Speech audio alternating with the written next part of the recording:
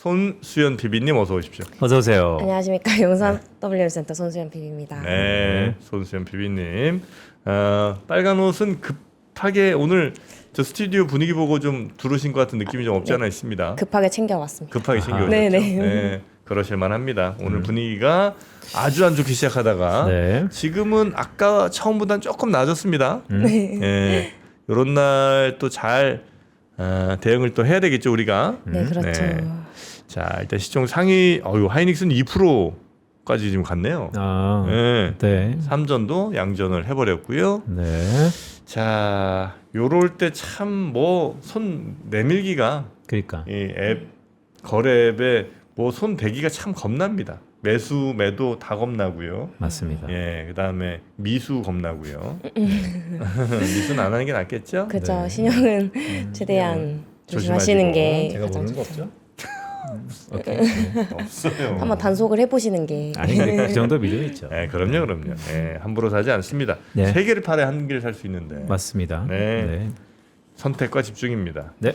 자, 그래서 오늘 이제 어떤 메시지로? 오늘은 가장 이야기 많이 하시는 이제 중국 쪽 중국이요? AI, 네, 키미 케이스 요거 어떻게 보는지 이야기하고 시장 케이스. 전체적으로 어떨지. 좋습니다. 네. 키미 K3는 근데 좀 조사가 좀 돼요? 조사가 되냐고요? 그 조사가 리서치가 되냐? 쉽지 않을 네. 것 같은데. 우선은 네. 가져올 수 있는 건 다 가져왔고요. 네, 우선은 가볍게 넘길 이슈는 아니라고 생각은 하고 있습니다. 네. 애초에 이제 장표 보시면 3등하고 있거든요. 그러니까 지능 순위로. 57점이면은 이제 저희가 계속 알고 있었던 이제 제미나이부터 해가지고 이제 다 제끼고 3등 차지한 네. 거란 말이에요. 순위가 네. 그래서 높은 성능을 보이고 있는 건 너무 팩트이기 때문에 이 부분에 대해서 우려가 조금 많이 생겼고 그 부분 때문에 조금 영향이 있었던 것 같아서 요거를 좀 가져왔습니다. 네. 사실 중국이 훨씬 적은 비용으로 이제 비슷한 AI 오히려 성능이 뛰어난 AI 만들고 있다라는 게 이제 비싼 GPU 이런 거 필요 없이 얘네들 성능 많이 끌어올려지는 거 아니냐 이런 이야기들 나오고 있어서 네. 저도 이 부분 조금 한번 이게 팩트인지 아닌지 한번 짚어봤는데요. 오. 근데 사실 뭐 이게 저는 가능성이 아예 없진 않지만 저는 요거 이야기를 좀 드리면 여기 보시면 옛날에 딥시크발보다 입력이 생각보다 많습니다. 그러니까 네. 그렇게 저렴하게 들어간 건 아니에요. 네. 그러니까 여기 CEO가 자기네들 엄청 싼 투자액으로 좀 금방 만들었다 이렇게 엄청 어필을 하더라고요. 네. 그래서 좀 확인을 해봤는데 그렇다기에는 좀 입력값이 좀 많은 편이다. 그러니까 얘네도 들어가는 게 많고 실제로 가장 중요한 걸 조금 이야기를 드리면 요게 문샷에서 낸 반성문이거든요. 네. 이게 컴퓨팅 자원이 부족해가지고 신규 가입 구독이 일시 중단됐어요. 그러니까 네. 얘네가 엄청 똑똑한데 그 체력이 안 됩니다.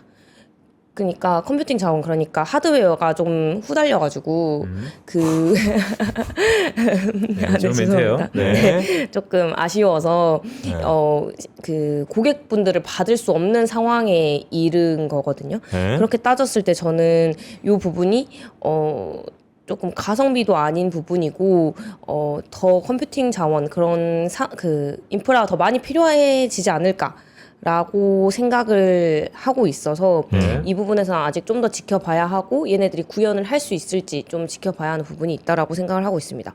그래서 다시 첫 논리처럼 이제 투자 자체가 저렴해져서 요거 더 적은 비용으로 구현할 수 있는 거 아닌가 한다는 의견은 결국엔 터보컨트랑 딥시크 때랑 똑같은 이야기거든요. 네. 그래서 이제 이게 AI 투자가 단순한 유행이 아니잖아요. 그래서 결국에는 저는 이게 경쟁력이랑 생존이 걸린 문제인데 얘네들이 과연 이렇게 저렴한 포지션으로 계속 갈 수 있을까라는 부분에 대해 의문이고 실제로 이 딥시크도 저렴하게 시작을 했다 하지만 계속 투자 자금 유치하면서 인프라 투자 계속 늘리고 있거든요.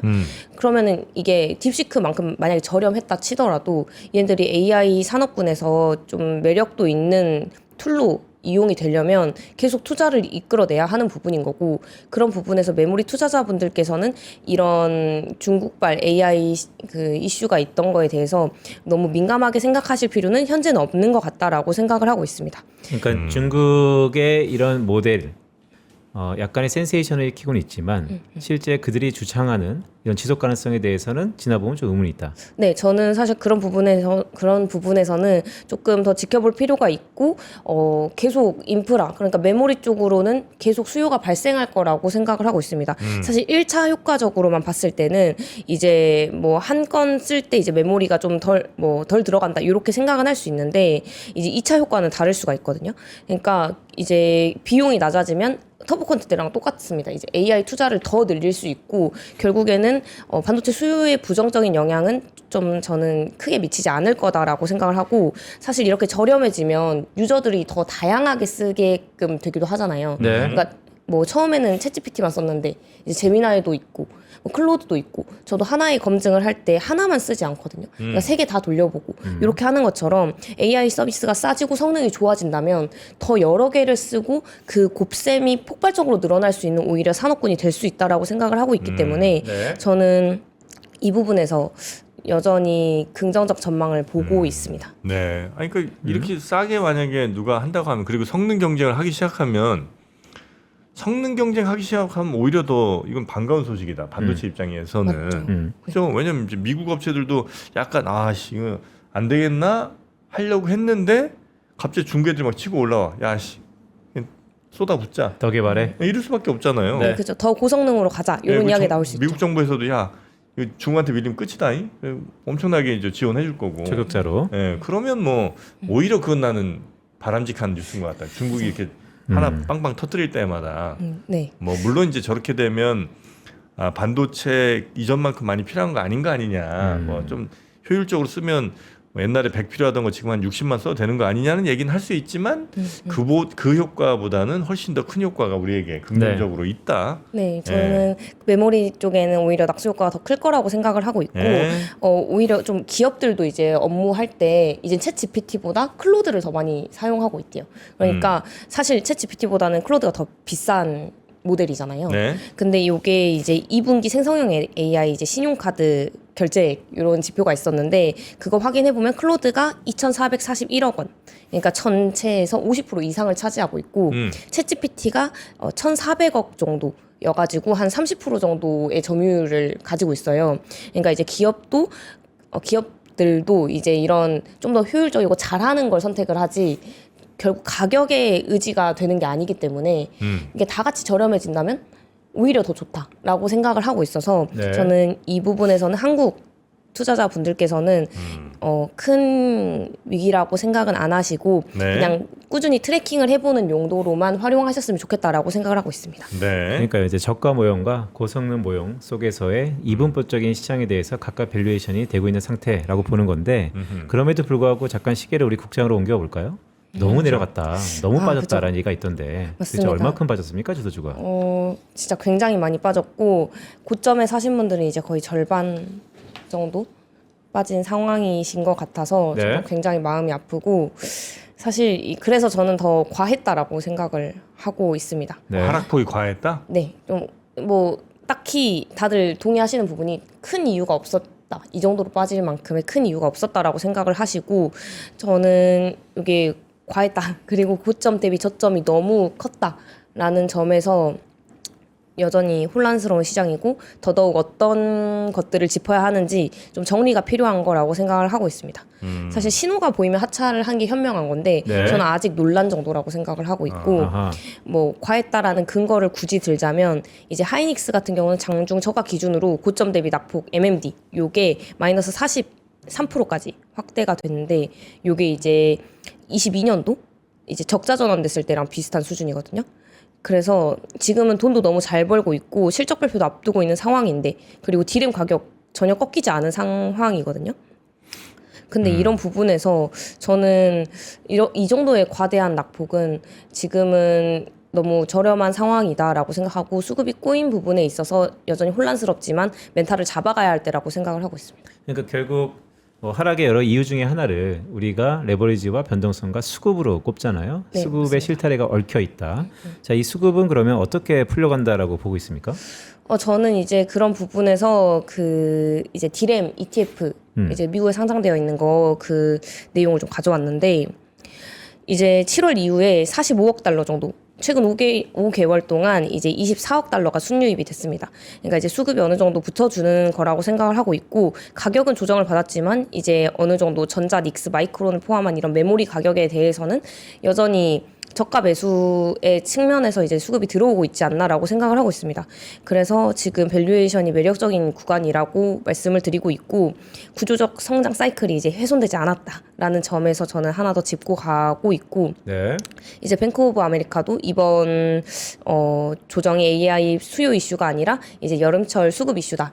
이렇게 이야기를 해주고 있고 모건 스탠리에서도 이제 포지션 정리상 요즘에 좀 많이 빠진 것 같다. 뭐 실제 주문과 가격이 무너졌다라는 이야기 안 나오고 있다라고 한 번 더 짚어주는 걸 한 번 더 살펴보면서 여전히 저는 이제 수급에서도 조금 어느 정도 동향 나오는 걸 보면서 그래도 멘탈을 잡을 이유가 하나씩 더 생기고 있다라고 생각은 하고 있습니다. 참 이게 올라갈 때는 좀 떨어진다 싶으면 사면 그게 바로 이제 수익으로 바로 연결이 좀 됐었는데 네. 이제는 약간 올라간다 싶을 때 잡으면 물리기 되게 쉬웠던 것 같아요. 지난 한 달 동안은. 네. 네, 맞습니다.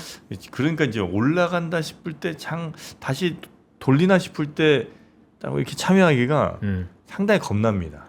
아, 그죠. 그런데 네. 그럼에도 불구하고 여전히 매력적인 구간이라고 생각을 하고 이제 그 변동성 안에서 매매를 하시는 분들, 레버리지 통해서 그렇게 매매하시는 분들이 굉장히 많이 늘어남에 따라서 더 어쩔 수 없는 장이라고 생각을 하거든요. 근데 그런 분들이 다 벌진 않잖아요. 아, 그럴까? 그러니까 잘 봐봐요. 290 찍고 250 내려왔을 때 우리가 어떤 얘기가 있었냐면 야, 너 250이면 너 안 살 거니? 290일 때 너 250이면 너무 싸다고 생각했잖아. 왜 250 하는데 왜 안 사?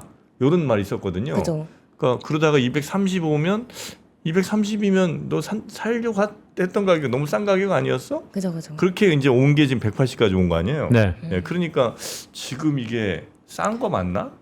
이 생각을 이제 하시는 거죠. 아, 그죠. 근데 저는 지금은 여전히 싸다라고 생각하고 이렇게 변동성 네. 이렇게 계속 왔다 갔다 하고 네, 하락 추세로 전환을 했음에도 불구하고 네. 죄송합니다. 매도 네. 관련 그러니까 목표 주가가 떨어지는 레포트들 안 나오고 있잖아요. 네, 네. 뭐 그런 투자 관점이 변환되는 거에 대한 부분이 나오지 않고 있다라고 생각을 하거든요. 네. 그래서 그런 부분에서 그러니까 이제 어디에 네. 중점을 둬야 되는지 좀 그런 것 같아요. 네, 흔히 주식 편하게 하시고. 네. 네. 흔히 그런 게 있잖아요. 애널리스트는 과거 데이터를 통해서 또한 현재 데이터로 미래에 그럴 것이다라는 강한 확증 편을 갖고 추정을 해서 지금 밸류에이션을 하기 때문에 네. 늘상 틀려왔다. 더구나 추세가 상승장일 때는 다 맞았지만 맞아요. 지금처럼 하락장, 약세장으로 치부한다면 애널리스트 시점을 뭘 보냐? 그건 개인의 선택입니다. 네, 제가 볼 때는 그건 그렇죠. 개인의 선택이고요. 선택이죠. 그렇게 매매하시면 되고요. 다만 그럼에도 불구하고 네. 여전히 가장 근간이 있다면 무엇이 있을까에 방점이 있다면 네. 또 다른 플레이를 하면 된다라는 생각 좀 드네요. 네. 맞습니다. 그래서 자, 가장 네. 의심하시는 게 이제 캐펙스 상승세 요거 이야기들 많이 하시잖아요. 그래서 근데 살펴보면 결국에는 지속적으로 상승하고 있습니다. 그래서 캐펙스도 여전히 지속적으로 상승하고 있고 이제 UBS도 이제 반도체 지수 기업 매출이 아니라 이제 영업 이익 증가율이 이제 계속 증가할 거라고 전망도 하고 있고 네. 하기 때문에 저는 너무 긍정적이라고 생각을 하고 있고 이제 10일 단위로 이제 디램 지표들 계속 뜨잖아요. 네. 그거 계속 트래킹하면서 이제 캐펙스 상승세 유지되는지 확인이 필요하다라고 생각을 하고 있습니다. 역시 뭐 이번 주인가 그 빅테크 실적들 네. 그거가 제일 뭔가 이렇게 분위기를 반전시킬 수 있는 제일 큰 이벤트인 거죠, 그거가. 네, 이제 다들 그쪽으로 말씀을 해주시고 있고 네. 저도 그때 한번 크게 긍정적인 소식이 나와주면 상승 전환하는데 큰 동력이 될 수 있을 거라고 생각을 하고 있습니다. 혹시 그렇진 않아요? 왜냐하면 또 주말에 또 많은 분들하고 제가 대화를 해보니까 대부분 많이 말씀하셨던 것처럼 약간 물려서 오히려 그때 실적 발표 때 반등하면 그때 팔겠다. 이런 꽤 계실구나. 네, 아마 꽤 있을 것 그분이. 같은데 많으신 것 같아요. 그거를 우리가 이겨낼 수 있을까요? 어떻게 보세요? 저는 그럼에도 불구하고 지금 매도하는 건 조금 아쉽다라고 생각을 합니다. 그러니까 조금 더 스테이를 하시고 객관적인 지표가 나왔을 때 합리적인 근거를 바탕으로 매도를 하시는 게 좀 더 바람직하다라고 생각을 하고 있고 그 사유가 빅테크 실적 발표에서 언급이 된다면 빠르게 팔고 도망가셔야죠. 근데 저는 아직까지는 안 나오고 있다라고 생각을 하고 있고 이제 지속해서 이야기들 추가로 나오는 거 보면 이제 요건 아까 말씀드렸던 내용이고 특히 요거 이야기가 좀 많이 있습니다. 이제 뭐 얘네 빅테크들 하이퍼스케일러들 뭐 돈 딸려가지고 이제 뭐 투자 못하는 거 어떡하냐. 네. 어제 투자 못하는 거 아니야? 이런 우려가 있는 반면 이제 국내 증권사에서는 뭐 아직 2, 4년 경고하다 이런 이야기를 나오고 있기 때문에 이런 부분에서 이번 실적 발표에서 뭐 추가적인 언급이 있다 한다면 이제 조심해볼 필요가 있는데 여전히 저는 이쪽에 근거가 좀 더 많다라고 생각을 하고 있는 상황이고 그리고 엔트로픽도 이제 메타에 그 임대한다는 그 소식이 있었잖아요. 그래서 엔트로픽이 여기 입주하겠다.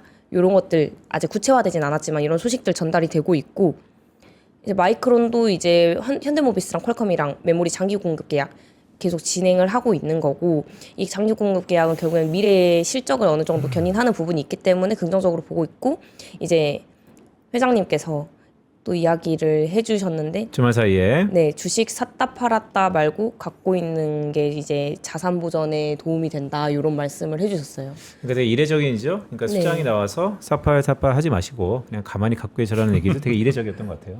네. 좀 저도 지금의 놀랐습니다. 변동성 장에 대해서 뭐 주식 전문가는 아니시지만 이렇게 얘기를 했던 것 같고. 주식 전문가예요 그분. 만나신 적 있으시잖아요. 아 맞아. 만난 적도 있고. 네. 예전에 그 주식 크게 또 하셨었잖아요. 네. 네. 전문가입니다 그 정도면. 그렇죠. 네. 네. 규모 면에서. 자 그래요.